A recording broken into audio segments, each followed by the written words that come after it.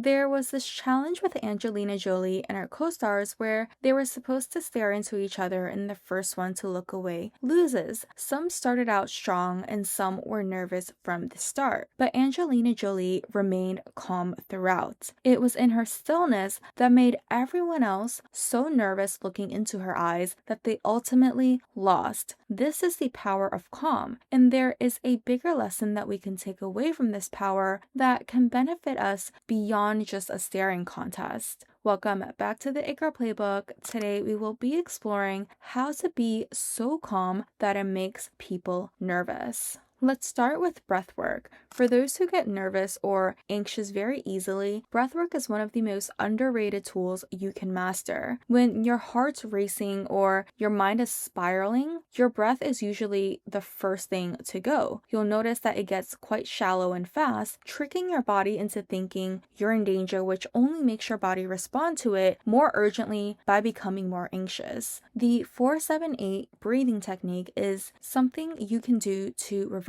that. You inhale through your nose for 4 seconds, hold your breath for 7 seconds, and exhale through your mouth for 8 seconds. By repeating this for a few cycles, it actually helps activate your brain's natural relaxation response, shifting you from fight or flight state to a calmer rest and digest state. In other words, your body literally cannot stay being anxious when you're breathing like this because it's biochemically impossible. And so the next time you're very anxious or nervous, you can use this technique to physically regulate yourself into a calmer state of mind. Next is to learn how to use silence strategically. Revisiting that staring contest, a few people said they quote unquote couldn't handle it during the exchange, but Angelina never said one word, which reminds me of that saying, your calm makes noise. There's power in your silence, not just in what you don't say, but in what your stillness can communicate. It creates space to allow people to wonder, space to think before you react, space to choose your words instead of spilling them out of nerves, and space to observe what's actually going on before you respond prematurely. This isn't to encourage you to not speak, it's more so to encourage you to understand that sometimes less is more. The perfect example of this is people who are mysterious because they don't say or reveal much, but that's also the exact same reason why we find them so incredibly charming. It is in their mystery that draws attention to them because there is still more to discover about them. It builds curiosity.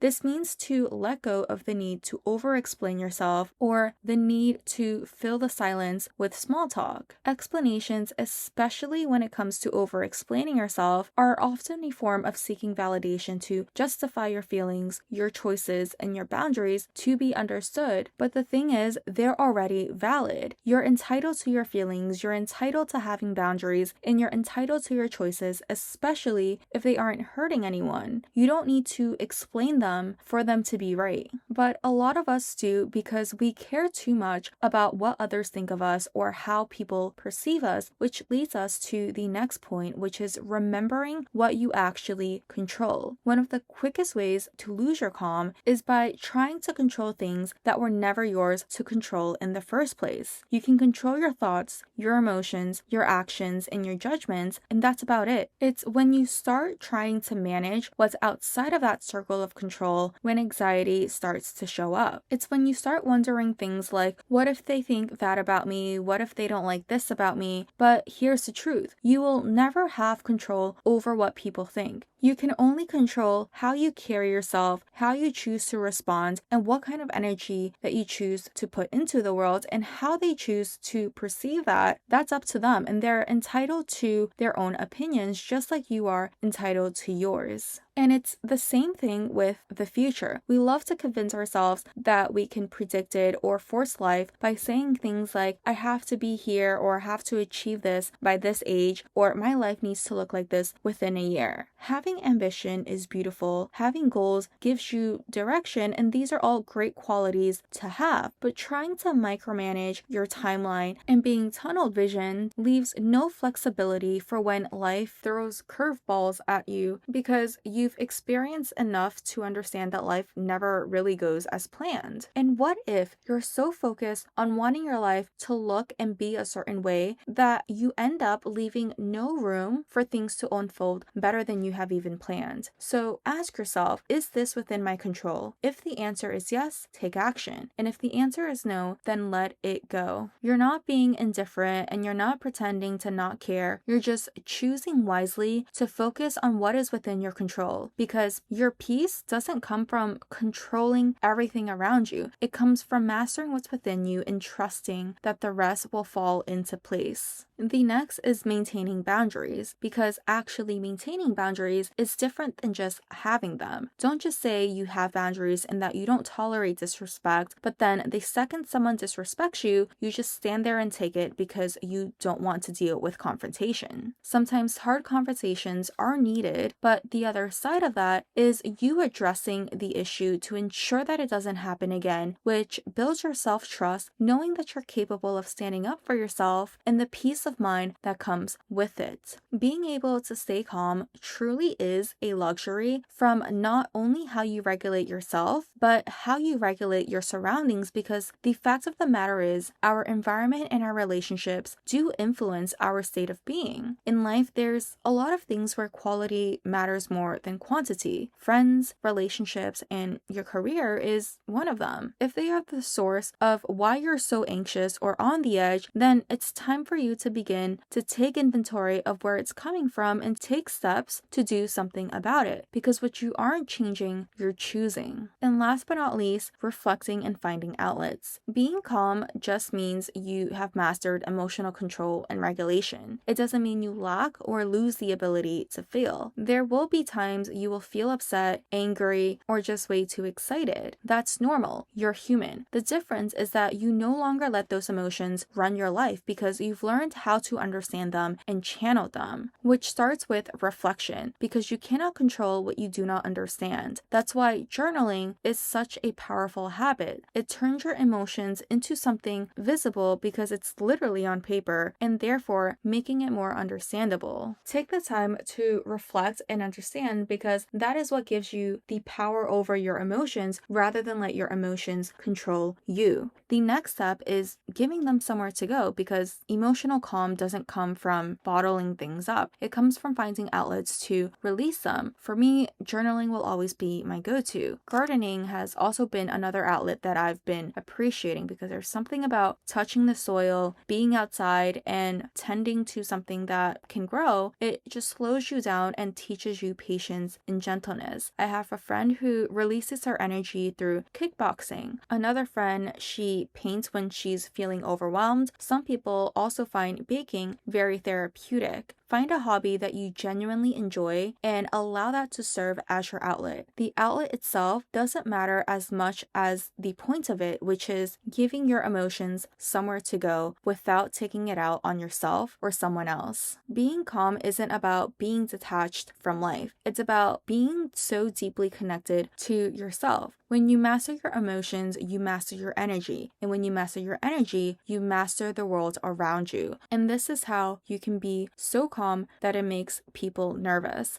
That's it for today. Thank you for tuning in. Be sure to check out the It Girl newsletter for episode recaps, to join in on the conversation, and to help decide on what to explore next. I hope to see you in our next episode. And in the meantime, as always, stay hot. Bye.